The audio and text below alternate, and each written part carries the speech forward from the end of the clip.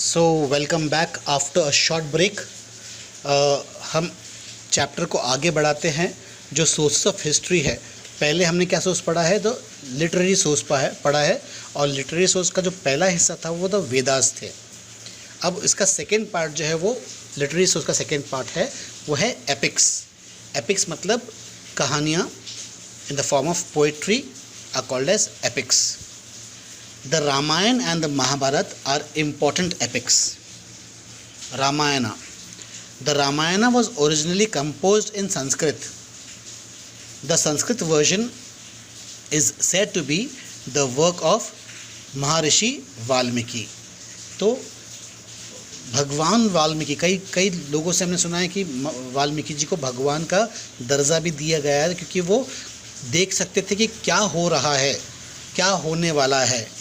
हाँ, जो रामायण था, भगवान श्री राम की ज़िंदगी में क्या कुछ होने वाला है, वो वाल्मीकि जी देख सकते थे, और उन्होंने जैसा देखा था वो रामायण उन्हें वैसा लिखा था, और जैसा रामायण लिखा गया था भगवान श्री राम के साथ में वैसा ही हुआ था। तो रामायण जो एपिक जो है वो ओरिजिनली जो है वो संस्कृत में महर्षि वाल्मीकि ने लिखे थे। The story of Ramayana revolves around Rama and the abduction of his wife Sita by a demon king Ravan. तो रामायण के बारे में आपके पास, सभी के पास में से शायद जानकारी होगी ही कि रामायण का जो मेन किरदार है, जो मेन कैरेक्टर है, वो भगवान श्री राम है और उनकी वाइफ सीता है। सीता का हरण कर लेते हैं एक राक्षस जाति के राजा, उनका नाम है रावण। तो इनके इर्द गिर्द ये सारी कहानी रामायण बनी हुई है। The battle between Ram and Ravan, duty, devotion and love shown by his brothers is told in details. तो रामायण से हमें क्या सीख मिलता है, किस प्रकार से जो भाई है, भगवान श्री राम के जो भाई है, किस प्रकार से भगवान श्री राम को उनको सपोर्ट करते हैं, अपने भाईचारा, अपने ब्रदरहुड, जो ड्यूटीज़ होती है एक भाई की, वो अपने ड्यूटी और डिवोशन और प्यार अपने भाई की तरफ पूरा वो दे देते हैं। जब भगवान श्री राम को 14 साल के लिए वनवास भेज दिया जाता है, तो जब भरत को ये बात पता चलती है तो वो बहुत दुखी होते हैं। लक्ष्मण जी भी राम जी के साथ में निकल चलते हैं। इतना इन दोनों में प्यार था भाइयों में कि वो राम जी को बिल्कुल अकेला ही नहीं छोड़ पाते थे, है ना, क्योंकि वास्तव में राम जी विष्णु जी का अवतार है और लक्ष्मण जी शेषनाग के अवतार है। तो विष्णु जी और शेषनाग के अलग भला कैसे रह सकते हैं? तो इसलिए जहाँ राम जी जाएंगे वहीं पर लक्ष्मण जी को भी जाना होता है, वो जाते हैं। और भरत जो है, ये जब उनको पता लगता है किस प्रकार से माँ कैकेयी ने ये अन्याय किया है, तो वो भगवान श्री राम से कहते हैं, मुझे आपके केवल पदुकोण दीजिए, आपके सैंडल्स दे दीजिए, मैं आपके सैंडल को राजगद्दी पर रख कर राज करूँगा। तो इस प्रकार से जो भाई है, किस प्रकार से भाई ने भाई का साथ दिया है। The battle between Ram and Ravan, duty, devotion and love shown by the brothers is told in details. Ram was the eldest of the 4 sons, and Dashrath, the ruler of Ayodhya, who had 3 queens. Rama was the son of the eldest queen, Kaushalya, and was the heir in apparent to the throne. Ram ji, Dasharath जी जो है, ये राम जी के पिताजी है। दशरथ के 3 बीवियां थे, और राम जो उनके सबसे पहली बीवी के सबसे बड़े पुत्र थे। उनकी बीवी का नाम था, दशरथ जी की जो रानी थी उनका नाम था कौशल्य। कौशल्य के पुत्र थे राम, और राम जी को ही जो सोसाइटी के अनुसार उन्हीं को ही राजा बनाना चाहिए था। दशरथ जी के बाद में राम जी को राजा बनाना चाहिए था। कौशल्य and was the heir in apparent to the throne. After Ram was married to Sita, he was to be installed as the king. At this juncture, King Dashrath's other queen, Kaikeyi, reminded him of the promise he had made earlier to grant her a wish. तो जब राम जी की शादी हुई थी सीता जी के साथ में, तो इनके बाद राम जी को राजा बनाया जाने वाले था, उनका राज्य अभिषेक होने वाला था। लेकिन उस समय कैकेयी ने दशरथ जी से उनको उनका वादा याद दिलाया था। तो यहाँ पर हमें एक और एक सीख मिलती है कि जल्दबाजी में हमने कभी किसी से प्रॉमिस नहीं करना चाहिए, और प्रॉमिस को किसी लेटर स्टेज के लिए मत रखना। अगर आपने प्रॉमिस किया है तो तुरंत तभी की तभी उसे निभा लो, बाद के वक्त के लिए मत रखना, बहुत बुरा परिणाम होता है। सो king दशरथ's other queen Kaikeyi reminded him of the promise he had made earlier to grant her a wish. Kaikeyi wanted her son Bharat to be the king and Ram to be sent into exile for 14 years. Ram along with his wife Sita and brother Lakshman went to the forest. तो कैकेयी कितनी चतुर निकली। कैकेयी जानती थी कि राम बहुत ही लोकप्रिय राजकुमार हैं, राम के रहते भरत राजा नहीं बन सकते। भरत को अगर राजा बना भी दिया जाएगा तो प्रजा जो है राम जी को ही राजा मानेंगी। इसलिए राम जी को 14 साल के लिए वनवास करार दिया, और साथ में लक्ष्मण जी भी उनके साथ में जंगल चले गए। Ram took the help of Sugriv and Hanuman. They crossed the ocean. एक पैराग्राफ छूट गया। In disguise of a sannyasi, Ravana, the demon king, abducted Sita and took her to Lanka. तो बहुत शॉर्ट में रामायण आपको समझाया जा रहा है। रावण ने अपना रूप बदलकर एक साधु बनकर आए, क्योंकि वो लक्ष्मण रेखा पार नहीं कर पाते थे, साधु बनकर आए और सीता जी का हरण करके उन्हें लंका ले गए। Rama took the help of Sugriva and Hanuman. They crossed the ocean and defeated Ravan. तो राम जी ने देखो, कभी कभी भगवान को भी भक्तों से काम पड़े। ऐसा होता है ना, कभी कभी भगवान भी भक्तों से परीक्षा लेते हैं, उनकी भक्ति का परीक्षा लेते हैं।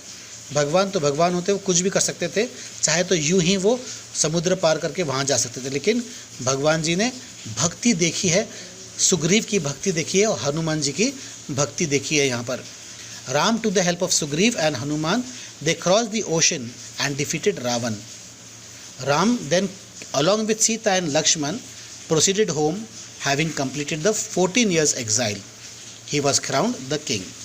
इस प्रकार से जब राम ने रावण को हराया, वापस अयोध्या आए और अयोध्या आकर वो 14 साल वनवास में कंप्लीट करने के बाद अयोध्या के राजा बना दिए गए। और दिवाली का जो पर्व है, दिवाली का जो त्यौहार है, इसी खुशी में हम मनाते हैं। अगला एपिक है Mahabharata, believe to be the work of the sage Vyasa. तो ये सवाल आपसे पूछ सकते हैं कि रामायण किसने लिखी है और महाभारत किसने लिखी है। रामायण लिखी है महर्षि वाल्मीकि ने और महाभारत लिखी है ऋषि व्यास ने। Mahabharata is written in Sanskrit language. Originally it was called Jaya और collection dealings with victory. Jaya means, Jay means victory. तो महाभारत पहले का, महाभारत का ओरिजिनल क्या नाम था? उसका ओरिजिनल नाम था जया। जया का मतलब क्या होता है? जीत। तो जितना भी जीत के बारे में यहाँ पर महाभारत में मेंशन किया गया है। Subsequently collection dealing with victory, subsequently it came to be known as Bharata because it contains the stories of descendants of one of the earliest Vedic tribe called Bharat. तो इसका नाम महाभारत या भारत क्यों पड़ा? क्योंकि जो कहानी जो है वो भारत राजा, हाँ, जो वैदिक पीरियड का जो राजा थे भारत, उसके डिसेंडेंट्स की कहानी है, इसलिए भारत का इसका नाम भारत कहा गया। The final compilation came to be known as Mahabharata. जब फाइनली जब इसको कंप्लीट कर लिया गया, इसे महाभारत कहा गया। महाभारत में सबसे इम्पोर्टेंट क्या है? भगवत गीता है ना। ये देखो, ये रामायण की पिक्चर है। यहाँ पे हनुमान जी किस प्रकार से राम जी की सेवा पे लगे हुए हैं, और ये जो है ये महाभारत। यहाँ पर भगवान श्री कृष्ण अर्जुन को अपने कर्तव्य निभाने के लिए प्रेरित करते हैं। यदा यदा ही धर्मस्य ग्लान भवति भारत अभ्युत्थानम अधर्मस्य तदात्मान्यम स्वजाम्यहम, है ना। तो यहाँ पर जो संस्कृत श्लोक जो है, जो यहाँ पर जो गीता का पाठ होता है, भगवत गीता का पाठ होता है। The Bhagavad Gita which forms a part of the Mahabharata is one of the most popular religious texts. Considered sacred to many people in India. तो ये बहुत लोग इसको एक रिलीजियस बुक या एक होली टेक्स्ट मानते हैं। The interest of the self might conflict with duty and whenever there is such a conflict the Bhagavad Gita gives the answer. तो जब भी आपके मन में कोई संदेह आता है, संकेत आता है, सवाल उठता है, तो सब सवाल के जवाब आपको कहाँ मिल जाएंगे? आपको सारे सवालों के जवाब मिल जाएंगे श्रीमद् भगवद गीता में। That is the secret of the undying popularity of this religious text. इसलिए ये आज भी इतने प्रसिद्ध है।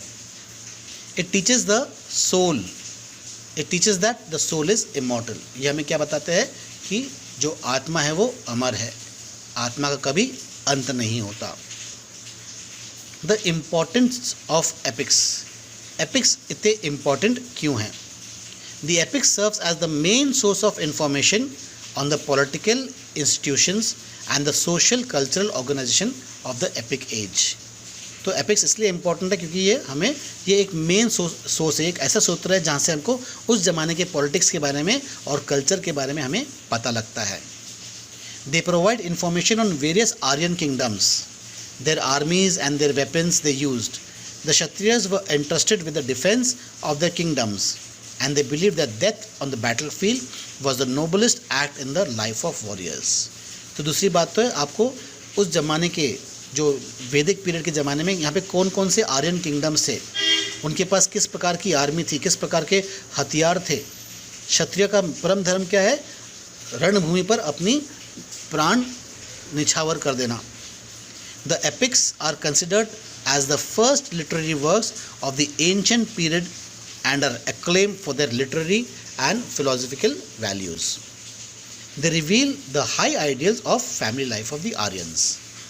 The great heroes depicted in the epics are the embodiment of high moral principles and made a great impact on successive generation.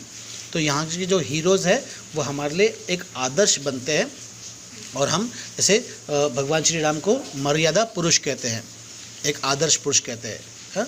तो उसी प्रकार से भगवान श्री कृष्ण को या पितामह भीष्म भी एक कंप्लीट आदर्श पुरुष थे। तो इस प्रकार से हमें इनसे हमें प्रेरणा मिलती है कि किस प्रकार से हमें ज़िंदगी जीना है। The Bhagavad Gita elaborates the karma, philosophy and the immortality of life। तो भगवद गीता हमें क्या क्या देते हैं कि किस प्रकार से कर्म है, फिलॉसफी है और किस प्रकार से जो सोल है वो इमॉर्टल है। तो आज हम यहीं पर इस चैप्टर को रोकते हैं और बाकी जो है इसके आगे हम अगले क्लास में कंप्लीट करेंगे।